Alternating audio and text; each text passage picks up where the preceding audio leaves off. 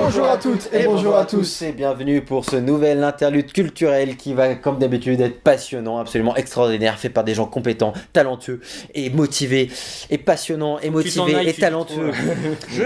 Voilà. Le sommet. Exactement. Et si avec ça vous plaît pas, partagez, faites connaître à votre soeur, à votre père, à votre grand-père, à votre grand-mère et à votre arrière-grand-mère et même à votre petite fille. Pas partager, d'accord. Et surtout si ce film-là vous plaît ou pas, d'ailleurs. Alors je crois que c'est un livre ici et là. Non, je... ouais, c'est plus là le film. Ils aiment son bruit. Bref, donc on commence. Pour la première. Allez, c'est parti. Are you really a Selkie?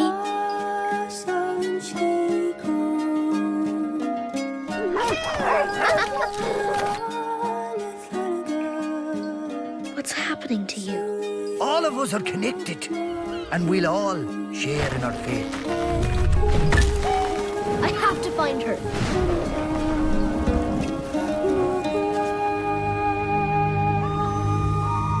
Donc Le Chant de la Mer de Tom Moore. Un film sorti le 10 décembre 2014 je crois, ou quelques jours près en tout cas.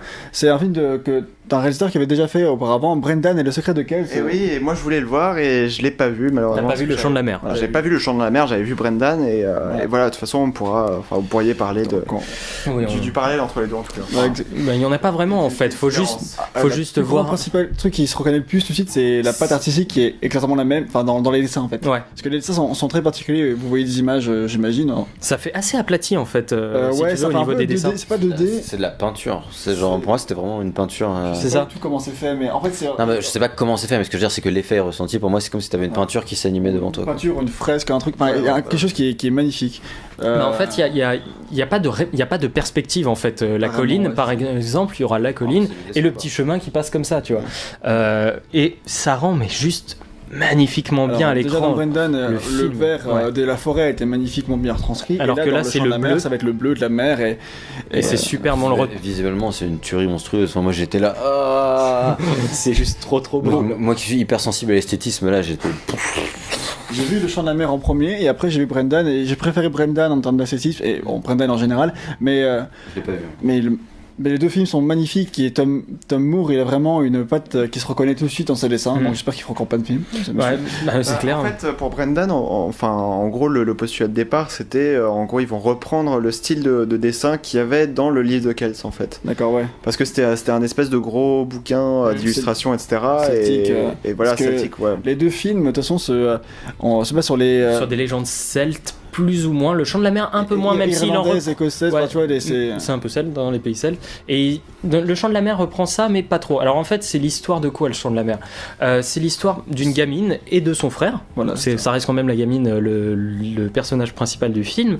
Cette gamine-là, en fait, est née quand sa mère est morte, plus ou moins. Alors, et c'est une famille qui habite dans un phare, et en gros, la mère a donné naissance à la fille tout en se cassant, tout en se barrant, et elle est partie dans la mer. Voilà, elle est partie dans la mer et on voit l'enfant qui apparaît sur la plage. Elle a disparu, mais tu sais pas, tu supposes qu'elle est morte en couche. Mais je pense qu'elle est morte. Ouais. Le seul truc qu'on sait, c'est que la fillette est muette. Voilà, la fillette est muette. Et son frère, du coup, il a l'impression que le père est en train de rechercher un petit peu le fantôme de sa mère à travers la fillette, et donc il est hyper dépressif. Il s'occupe beaucoup plus de la fille que du garçon, et le garçon lui il a aussi besoin d'attention puisque ça reste un gamin quand même, et donc il va faire parfois des saloperies à sa sœur. Lui il a envie d'aventures héroïques, etc.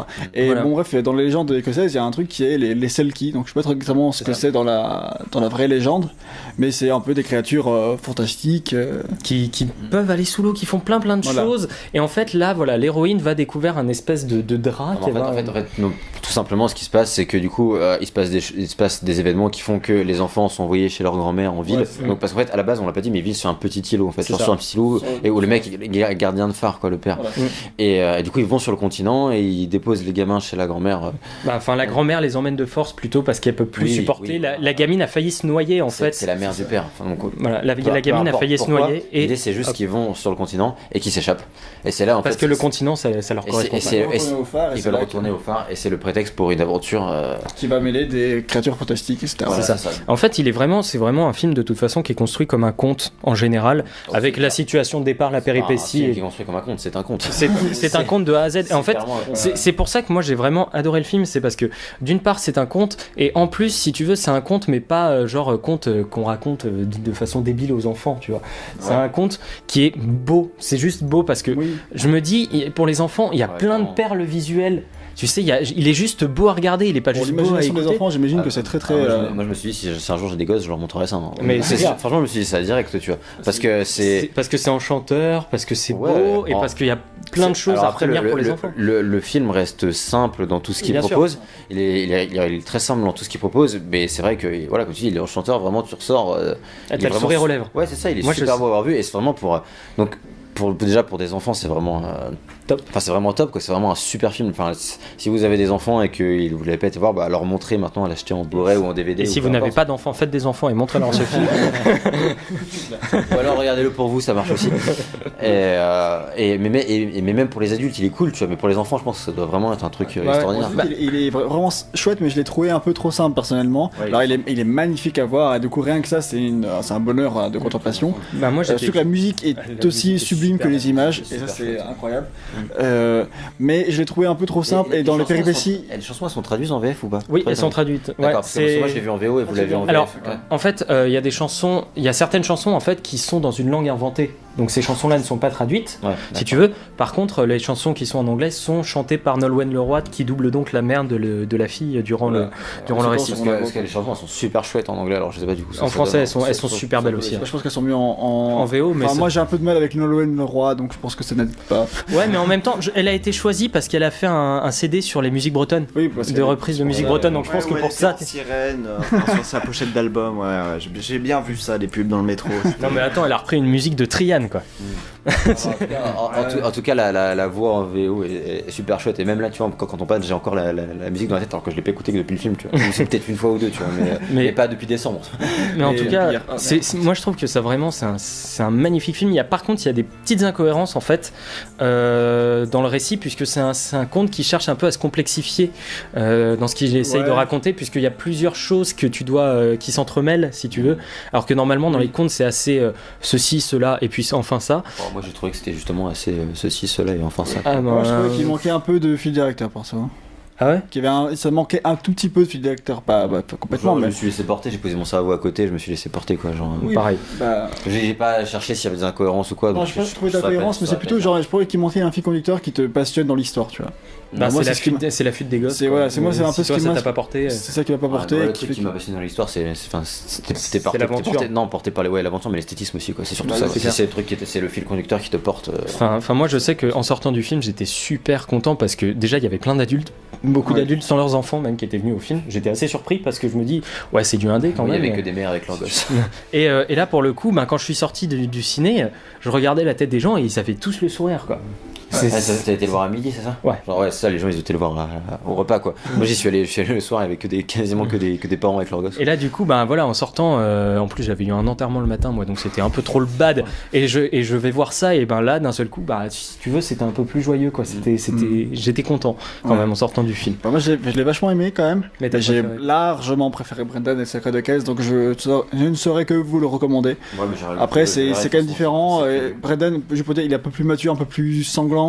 Il est particulier, enfin il est assez particulier. La volonté de Tom Moore, c'était de faire quelque chose qui soit plus familial avec Le Chant de la Mer. Et moi, familial, je sais pas, mais familial en tout cas, c'est réussi. Voilà. Et moi, j'ai préféré le côté conte du Chant de la Mer. Donc après, c'est ce qu'on recherche dans le film qui va dicter nos. Voilà, c'est moi le côté qui était trop conte dans Le Chant de la Mer. Voilà. Donc au final, c'est un film qu'on vous recommande clairement parce que nous, ça nous a plu. There are no two words in the English language more harmful than good job.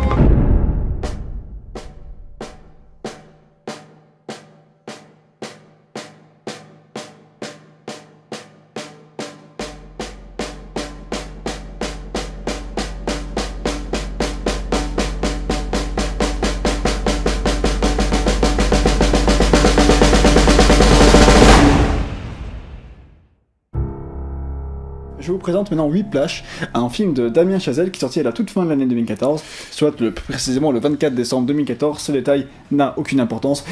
C'est un film qui est tiré d'un court-métrage que Damien Chazelle avait lui-même réalisé, du même nom, c'était l'année précédente, donc en 2013.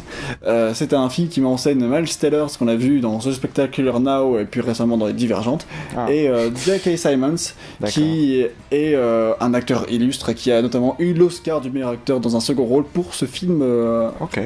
Et qui, donc, J.K. Simmons, un exemple tout simple tout le monde va savoir qui c'est le patron de Peter Parker dans les premiers Spider-Man de Sam Raimi. D'accord. Voilà, le rédacteur en chef du Daily Bugle. Ouais, je vois. Donc vous voyez les spécimens, voilà. Et donc c'est un film qui sera l'histoire d'un jeune musicien qui ne rêve que de devenir un grand de la musique. C'est-à-dire qu'il veut devenir un membre d'élite qui est parmi les plus grands musiciens qui soient dans les plus grandes troupes.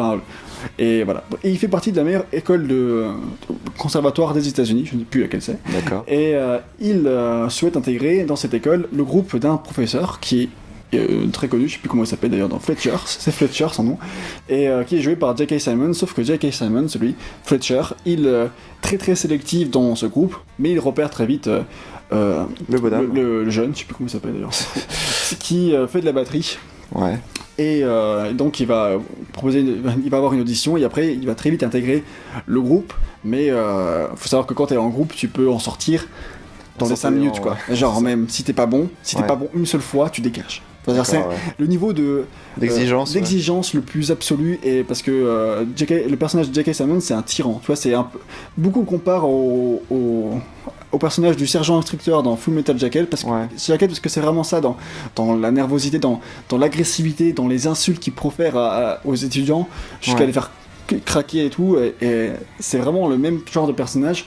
Je pense que c'est même pas... c'est vraiment... c'est vraiment voulu. Ouais, c'est vraiment voulu, et en fait, le film va un peu se construire sur une sorte de battle entre les deux.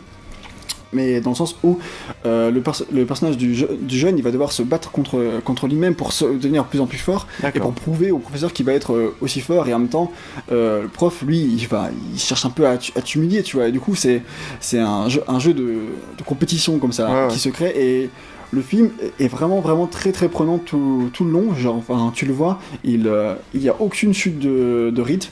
On va voir qu'il y a une espèce de petite relation amoureuse à un moment donné, mais elle a pas trop d'importance dans l'histoire, c'est vraiment... et elle est assez intéressante dans l'intrigue, parce que pour voir à quelle place le jeune il donne à sa copine, ou par rapport à sa musique, et comment il se voit par rapport au reste de sa famille, etc. Il y a beaucoup... La reconnaissance, c'est vraiment un thème qui est très important de ce film. Ce que j'ai beaucoup aimé, c'est qu'il n'y a pas vraiment de message qui est véhiculé par le film. En gros, pour la course, pour devenir un des meilleurs, voilà, c'est si on peut l'appeler ainsi, pour devenir un des plus grands musiciens qui soit, il faut faire des sacrifices, etc. Et le film ne dit pas si ça vaut le coup, si ça vaut pas le coup, tu vois. Si, en gros, c'est au spectateur d'en tirer le message qu'il a envie d'en tirer. Parce qu'il y a beaucoup qui disaient, oui, le film fait un peu l'apologie de ça, ou etc. Et d'autres disaient au contraire que, tu vois, ça le critique. Mais en fait, il fait un peu les deux, et c'est à toi de voir un peu comment tu te positionnes par rapport à ça. Ça, je trouve c'est assez intelligent de pas vraiment se positionner dans l'écriture. Et le film, en fait, il est vraiment passionnant. L'histoire est finalement assez classique quand on la découvre expliquée comme ça, mais il faut savoir que c'est vraiment un grand moment de cinéma, vraiment, parce qu'il est l'intensité qui ça dégage, tous les morceaux de jazz, la batterie, la férocité, il y a vraiment une nervosité, et les deux acteurs sont vraiment excellents, et le final, c'est un des meilleurs finals que j'ai vu.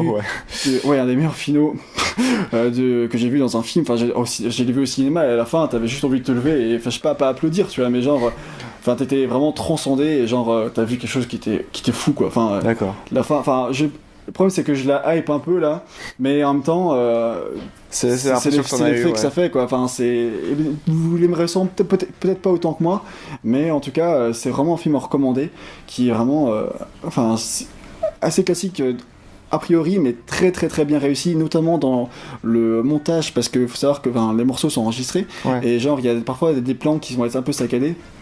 En gros, il va filmer un instrument par un, et genre au moment pile où il fait le son, le mixage sonore est vraiment hyper précis. En fait, le montage est calé sur le son, quoi, en fait. Voilà, et c'est vraiment genre c'est pas le son qui est calé après sur l'image, mais l'image qui est calée sur le son. Comment c'est fait, je sais pas. Mais...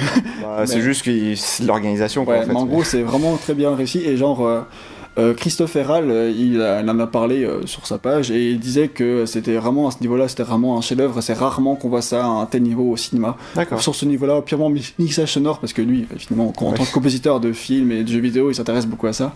Et donc voilà, c'est un film que je recommande, qui a fait beaucoup de bruit, mais pas à grande échelle.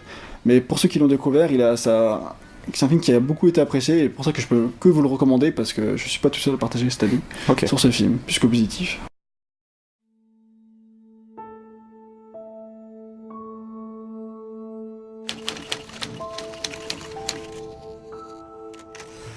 Fleming, The Man Who Would Be Bond, ou en français, L'homme qui voulut être James Bond. Alors j'ai dit le titre en anglais parce que je trouve la traduction française, ça veut pas exactement dire la même chose. Ouais. C'est l'homme qui serait James Bond et pas vraiment l'homme qui voulut être James Bond, même si dans les faits c'est un peu ça. Donc, bref. Qu'est-ce que c'est Fleming, pour résumer? C'est une série de la BBC America qui est sortie en janvier 2014. C'est une mini-série de 4 épisodes en fait. D'accord. Qui retrace l'histoire de Ian Fleming. Ian, comme ils le disent. J'étais très étonné de la prononciation de Ian. Ouais, voilà, je m'attendais pas. Ouais. Enfin bref, nous on dirait Ian comme yo-yo, tu vois. Bref. Et donc Ian Fleming, qui est l'auteur de la saga cultissime James Bond, et dont personnellement j'aime beaucoup cette série. Vous découvrirez petit à petit, je pense. Et donc bref. La série se concentre sur les années qui précèdent l'écriture des ouvrages. En fait, on pourrait s'attendre à ce que ça raconte comment il les a écrits, quand est-ce qu'il les écrivait, ce qui a pu s'arriver dans des problèmes de production, etc. Mais en fait, pas du tout. Ça raconte ces années d'avant, et plus principalement pendant la guerre, parce qu'il se trouve que Ian Fleming était lui-même un espion des services britanniques. Mais pas un espion qui allait sur le terrain comme James Bond. Lui, c'est un espion dans les bureaux. C'est-à-dire qu'il organisait un peu les missions, enfin... en exactement détail, c'est pas vraiment très expliqué dans la série, parce qu'il faut quand même qu'elle se concentre sur l'essentiel en 4 épisodes. Mais donc voilà, c'est très intéressant de se rendre compte qu'il y a quand même une grande proximité entre l'homme et le personnage. Ouais, ça aide quand même. Oui, ça aide. Pour ceux qui connaissent vraiment la série de films James Bond, on se rend compte en voyant cette mini-série que il y a beaucoup de proximité entre l'homme et le personnage, notamment avec il y a certains personnages qui vont rappeler par exemple le personnage de Moneypenny ou le personnage de M qui est le personnage le chef de James Bond, en gros. Enfin, il y a beaucoup de trucs qui sont liés, et même dans les James Bond Girls, tu vois, elles sont inspirées en fait de femmes qu'il a lui-même rencontrées, parce que Ian Fleming c'était un vrai charmeur, un beau gosse apparemment du coup, et qui a charmé, qui est à peu près même attitude de James Bond. Ce qu'il faut savoir que dans les livres, James Bond il est beaucoup plus froid, beaucoup plus cruel et misogyne qu'il ne l'est dans les films en fait. Et Ian est vraiment proche de Ian. Et Fleming est vraiment proche de ce personnage-là. Et c'est vraiment... Enfin, j'ai trouvé ça vraiment très intéressant. En soi, la série n'est pas très originale, parce que ça raconte la vie de quelqu'un, en fait, et que c'est pas forcément... dans la forme, c'est pas vraiment très original, mais si tu t'intéresses à la série de James Bond, si t'aimes bien et si l'auteur t'intéresse, ça peut servir de vrai complément, en fait. Et puis, je sais pas, si tu t'intéresses, c'est plus intéressant de regarder cette série-là de 4 épisodes de 40 minutes que de lire la page Wikipédia en entier, tu vois. Ouais, c'est surtout sûr. Que, il y a des trucs qui sont vraiment intéressants, je trouve, pour comprendre la genèse de James Bond. On va se rendre compte, par exemple, que comme le dit le titre français, l'homme qui voulut être James Bond, James Bond, ce serait un peu l'idéal de vie qu'aurait voulu être Ian Fleming, mais auquel il n'aurait jamais pu atteindre pour diverses raisons que je vous laisserai découvrir du coup dans la série. Et donc, moi, elle m'a vraiment plu. C'était une série très simple, mais est bien foutu. Et par contre il y a un peu trop d'ellipses, tu vois, des fois on a du mal à comprendre combien de temps c'est écoulé dans la guerre par exemple, tu vois. Mais en fait c'est vu que c'est très synthétisé pour que ce soit le plus regardable possible. Regardable possible, pour pas que... Parce que des fois, les problèmes avec les biopics, c'est que c'est un peu chiant. Ouais. Parce qu'ils s'attardent trop sur la relation amoureuse, trop sur machin et tout. Et là, vu que c'est vraiment très concentré, beaucoup d'années en très peu de temps, finalement, il y a un vrai rythme, etc. Et quelques moments où il y a du suspense, un petit peu d'action aussi, d'ailleurs. Et beaucoup de moments de charme, en fait. Donc, du coup, vraiment James Bond, en fait. Des fois, j'ai l'impression de regarder un peu un James Bond dans le sens où plus on avance dans la série, plus l'esthétisme et plus la musique commence à reprendre la forme qu'a la série de James Bond sans reprendre le thème qui appartient à celui-ci. maintenant, enfin, et pas BBC America, du coup, mais avec des sonorités qui rappellent, etc. Donc beaucoup de jeux par rapport à ça, qui m'ont personnellement beaucoup plu. Donc du coup, c'est plus un documentaire ou plus un fiction non, c'est plus comme un film biopic, comme il y en a plein au cinéma, tu vois. D'accord. Genre, je l'ai pas dit du tout, mais Ian Fleming, il est joué par Dominic Cooper. Je sais pas ce qu'il a fait d'autre, je sais qu'il a joué dans des trucs de super-héros, je crois c'est un personnage dans Captain America, on s'en fout, tu vois. Il est pas très connu, mais je trouve qu'il porte bien le rôle. T'as une femme, je sais plus comment elle s'appelle, j'ai oublié son nom, mais elle joue à principale fille dont il va toujours tourner autour, qui en avait déjà vu dans Sherlock, qui jouait Irène, je crois. D'accord. Donc une actrice qui est vachement bien, dès que tu vas voir l'écran, elle bouffe la caméra, tu vois, elle a vraiment quelque chose. Et puis bon, je sais pas s'il y a vraiment des acteurs plus connus que ça dans la série, mais ouais, c'est une reconstitution fictionnelle, c'est pas un documentaire, on te montre pas des images d'archives où t'as Ian Fleming qui écrit dans sa maison. Ouais. Mais tu vois Ian Fleming qui écrit dans sa maison, mais le personnage. D'accord, ok. Bah l'acteur. Ouais, ok. Donc ouais, c'est vraiment une série, enfin pas fiction. Apparemment il y a quelques trucs qui seraient, enfin, de ce que j'ai vérifié, parce que des fois je me demandais si c'était vrai ou pas des trucs, et je suis allé vérifier, et de ce que j'ai vérifié, a priori tout est vrai. Après, je ne sais pas à quel point les archives sont poussées, mais il me semble que j'avais lu que ceux qui ont écrit la série avaient déjà fait des documentaires en l'occurrence. Mais pas sur Ian Fleming, sur d'autres trucs, mais donc du coup ce seraient des mecs qui savent faire. Après, j'imagine que c'est quand même romancé un minimum dans les dialogues, au genre de trucs, tu vois, parce que ça reste un biopic comme on en voit au cinéma, comme Walk the Line pour Johnny Cash, enfin, ou bref, peu importe quoi. Donc je la recommande si jamais vous vous intéressez à cet auteur qui est plus intéressant dans sa vie qu'on ne pourrait bien le croire. Parce que généralement un auteur, il fait qu'écrire. C'est vrai. Lui, il a une vie un peu plus palpitante que la moyenne. Donc c'est pour ça que ça vaut le coup de le découvrir.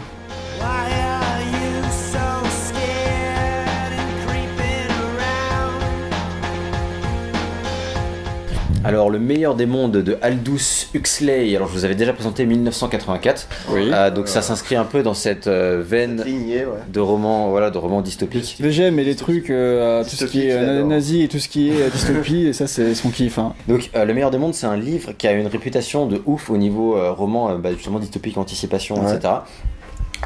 En dessous de 1984 dans sa réputation quand même évidemment, mais pas tant en dessous que ça. En fait, donc c'est également une dystopie avec les gens, en fait, dans ce monde-là, tout le monde est créé artificiellement. C'est-à-dire qu'en fait, c'est un monde dans lequel tu nais dans un tube, t'as pas de parents. Enfin, je veux dire, genre, le mot parent, c'est une hérésie, quoi. T'as pas de père, t'as pas de mère, c'est normal, ça existe pas. Un peu à la Matrix. Et Matrix, ça. Ouais, sauf que là, en fait, tu nais selon t'es prédéterminé, en fait. Donc en fait, toute la race est prédéterminée en A, en B, enfin alpha, bêta, gamma, epsilon, tu vois. Et genre les epsilon moins, c'est ceux qui s'occupent de l'ascenseur et nettoyer les chiottes, tu vois. Et genre les A. Ça me rappelle beaucoup Bienvenue à Gattaca, en fait. Oui, mais je pense que ça s'inspire de ça. J'ai pas vu Bienvenue à Gattaca. C'est sorti en 1932 ce bouquin. Ouais, d'accord. Voilà, oui, et genre si t'es un A+, bah par exemple, tu vas être l'élite, enfin genre tu vas être gouverneur de la nation, machin, etc. Enfin voyage dans l'espace, oui. Enfin Alpha+, du coup. Non mais dans ce livre-là, du coup, tu travailles et tu t'amuses tout le temps en fait. Et en gros, du coup, toute la vie est faite pour que tout soit timé. Tu vas au cinéma sans temps, c'est comme ça s'appelle parce que c'est un cinéma avec des odeurs, quoi. Le soir, la journée, tu te fais ton travail, machin, et tout est timé parfaitement. Et en fait, du coup, tous les hommes sont génétiquement programmés pour être comme ils sont leur race. Genre les epsilons sont très contents d'être des epsilons et les alphas, sont très contents d'être des alphas, etc. Donc ça, c'est vraiment le monde de départ. Il y a quelques d'autres trucs sympas, genre par exemple, c'est normal que tout le monde baise avec tout le monde dans ce monde-là. Ah, ça c'est bien ça. Ça c'est sympa. C'est où? C'est-à-dire, non mais ça commence dès l'école, donc genre dès 10 ans, en fait, t'as une scène où à l'école maternelle, à l'école maternelle, où t'as des jeux, où t'as des jeux sexuels. L'école maternelle, 10 ans. T'es resté longtemps à l'école. Ouais, enfin tu sais pas, l'école primaire, l'école quoi, c'est des gosses, je sais pas si c'est 10 ans exactement, enfin c'est des enfants quoi. Okay. Genre à l'école, les enfants ou à la récréation, ils font des jeux sexuels dans les buissons, etc. Il y a beaucoup de choses qui s'expliquent d'un seul coup là. Et donc voilà, ça c'est pour poser un peu l'univers qui est vraiment en soi qui est vraiment excellent. Disons que l'idée de l'univers déjà, en fait, disons que ça nous semble absurde, genre vraiment, où tout le monde est vraiment bloqué dans ton truc, tu vois, tu peux pas sortir, t'es vraiment. On est des machines. Hein. Voilà, c'est ça, t'es un peu transformé en machine. Donc pour nous, ça nous semble un peu aberrant, et pourtant tu vois le truc qui est vraiment très fort je trouve avec ce livre, c'est que niveau anticipation c'est quand même assez balèze parce que on peut faire beaucoup de parallèles sans entrer trop dans les détails avec le monde actuel. et se rendre compte que ça colle pas mal dans le sens où par exemple genre jeu sexuel attirant. Exactement. Mais à part ça, sinon genre je sais pas au hasard, tu vois, genre Google qui va surveiller toutes nos données et nous on est d'accord pour donner toutes nos données tout le temps, tu vois. Genre en fait dans cette acceptation de on est contrôlé de plus en plus, tu vois. Genre par exemple c'est un exemple, mais il y a pas mal de le parallèle est vraiment très intéressant à faire et pour moi c'est vraiment le plus intéressant des livres et c'est vraiment enfin ça m'étonne pas qu'il ait marqué à cause de ça quoi. Par contre en tant que roman c'est vraiment naze. Vraiment, il n'y a pas d'autres mots. Donc on va suivre l'histoire de, je sais même plus comment il s'appelle le héros. Enfin bref. Aldous Huxley. Non, c'est pas Aldous Huxley le héros. Je sais plus comment s'appelle le héros, mais peu importe, ça n'a pas d'importance. De toute façon, il est insipide au possible. Ça, si tu veux regarder et trouver le nom du héros au pif. En fait, et du coup, on suit ses aventures. Donc lui, par contre, c'est un alpha plus et c'est un peu un rebelle. Il se pose des questions, etc. Tu vois. Et du coup, il essaye de, enfin, il pécho une meuf, mais de toute façon, tu pécho les meufs que tu veux, elles ont pas le droit de dire non, et toi, mais toi, t'as pas le droit de dire non plus. Enfin, tu vois, genre, je veux dire, tu sors avec une meuf un soir, tu l'as choisie. Enfin, ça, c'est comme à la boucherie, quoi. Et comme sur Tinder. C'est comme, ouais, sauf que sur Tinder, elle peut refuser encore, tu vois. Ah oui, c'est vrai. Alors que là, le système n'est pas encore. Et tu vois, c'est bien la faiblesse du truc. et tu vois, et du coup, et en fait, dans l'histoire, vite fait, il va aller dans une réserve indienne où il y a des sauvages qui vivent encore à l'état brut de l'époque, et du coup, il va confronter les civilisations, tu vois. Et après, il va ramener le sauvage à la ville, et ça va être le choc des civilisations, de l'ancienne civilisation, un peu avec la nouvelle, etc. Mais c'est super ennuyeux, c'est très mal écrit. L'auteur cite Shakespeare tout le temps. Alors, ok, c'est cool de dire, mec, que t'es fan de Shakespeare, que t'aimes Shakespeare, etc. Mais là, ça rendre un peu mieux hommage. Mais là, au bout d'un moment, ça devient de la branlette, quoi. Genre, je veux dire, j'en pouvais plus qu'il y ait que des. Enfin, il y a des moments où il cite tout le temps, parce qu'en fait, le sauvage est fan de Shakespeare, et du coup, il cite Shakespeare tout le temps. Et à un moment, c'est juste trop chiant. C'est Monsieur Foster, le héros. Non, Henry Foster, c'est un autre mec. C'est l'autre mec qui pêche l'autre meuf. Enfin bref, peu importe. Résumé. Comme ça, on dirait le CRO de Dead Space 3. Un peu. Non, et en fait, voilà, j'ai vraiment été très déçu parce que j'en attendais beaucoup du meilleur des mondes. Bah, disons que, genre, sur Sens Critique, j'avais genre 8,5 de moyenne éclaireur. Enfin, un truc presque. Enfin, genre, j'ai 9 pour le 1984. Donc, j'entendais vraiment un truc qui est presque au niveau de 1984. Et. T'en es loin. Pour l'univers, pour tout le truc, c'est vraiment bon. Mais par contre, il est pas très long. Il fait genre 320 pages. Mais qu'est-ce que c'était laborieux à lire parce que je m'endormais dans le train dedans. Il y a des passages qui sont un peu mieux, qui sont un peu mieux rythmés, etc. Mais des fois, il te fait des figures de style un peu chelou. Genre au sein du même chapitre, pour chaque paragraphe différent, c'est des personnages différents à des situations différentes qui parlent, tu vois. Et enfin, c'est un effet de style trop bizarre qui est une seule fois dans le roman et ça a pas de sens que ce soit là. Et t'as vraiment l'impression qu'il essaie un peu de se toucher sur des styles, sur des machins, sur des citations. Et ça va pas, tu vois. Il aurait mieux fait juste de raconter son histoire de manière simple et pertinente parce que finalement, l'histoire. Globalement, c'est une histoire assez bateau, mais elle passe bien et surtout elle sert à mettre en avant son univers. Et en fait, ce qui est vraiment dommage avec le meilleur des mondes, c'est que je trouve que justement, il arrive à construire un univers, mais il le met pas assez en avant en fait. Il décrit pas assez son univers et il n'arrive pas à confronter ce qui va pas assez dans son univers. Il se concentre trop sur son histoire, qui est vraiment nul quoi. Ouais, voilà, c'est ça. Ce qui est une énorme force de 1984, c'est que l'histoire était bidon en 1984. Enfin, pas bidon, mais le début de l'histoire, on va dire, était un peu simplet. Elle servait de prétexte à l'univers. Mais elle sert de prétexte à l'univers, alors que là, t'as l'impression que c'est plutôt l'univers qui sert de prétexte à l'histoire. Et c'est ça qui est vraiment dommage. Donc, si vous avez entendu parler du meilleur des mondes et que vous voulez le lire, je le conseille pas trop. Sauf, non mais ça, je le conseille pas trop. Sauf si vous voulez le connaître pour la culture, c'est quand même un livre intéressant à avoir lu. Donc dans ce cas-là, vous pouvez le lire, c'est pas très long, ça se lit correctement. Mais c'est vrai que c'est quand même, en tant que roman, ça vaut vraiment quasiment rien quoi. Ça vaut vraiment rien en tant que roman. Alors heureusement il y a l'univers derrière qui sauve un peu ce côté roman là, mais c'est vrai que du coup c'est très partagé, à voir après en fonction de vous si vous êtes un grand lecteur ou pas.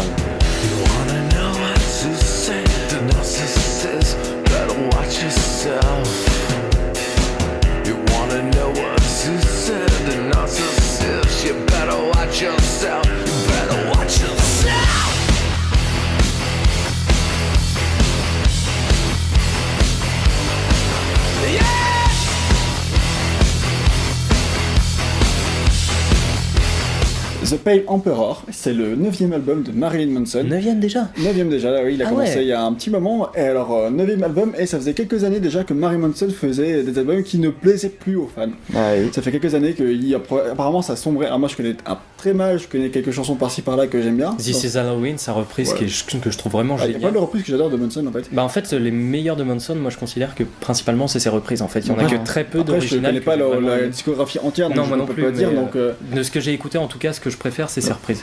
Ouais, c'est possible. Enfin, maintenant, avec The Pale Emperor, ça change parce que là, les fans sont contents du 9e album de Marilyn Manson. Parce Et du qu'en coup, fait, t'es content, toi aussi. bah, moi, je suis pas fan, mais j'étais curieux.